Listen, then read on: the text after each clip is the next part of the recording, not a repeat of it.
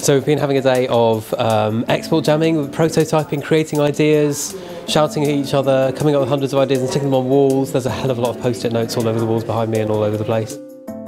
Your volume of orders will just go through the roof and your profit margins will be incredible, and you'll be able to employ more staff, you'll have a bigger office, and the economy in the UK will just become much better. Are you in a position to export? Have you got the time, the resources? Are you committed to it? Do you perceive that you'll make money from exporting? Sometimes we get too locked into traditional ways of solving problems, and what we end up with is perhaps incremental improvements rather than kind of radical and ambitious innovations.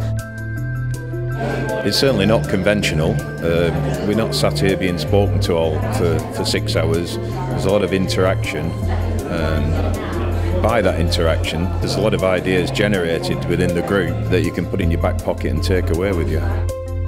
Really simple things like a meet-up group, an informal group which might happen in a pub or in a cafe or just in somebody's office. They want to offer it between people who have never exported before and people who have been doing it for years.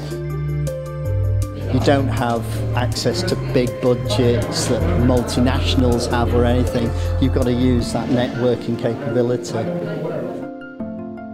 How to find the source of all the answers to all the questions.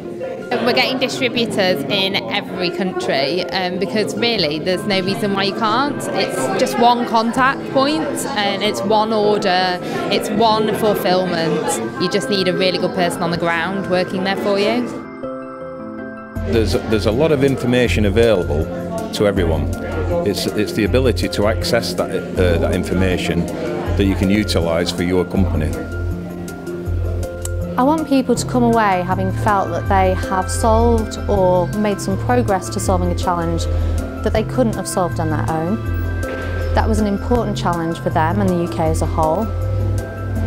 And feeling that government is listening, feeling that there is an appetite to actually engage the user in forming the solution. The only way that we're going to fix this problem is by government getting out of the way and facilitating trade rather than trying to deliver it ourselves. And the only people that can tell us how we need to do that right are the people that we're working for. And finally, is ideation actually a word? It is actually a word. And I love the quote that goes with it, which is like, to have one good idea, you have to have lots of them.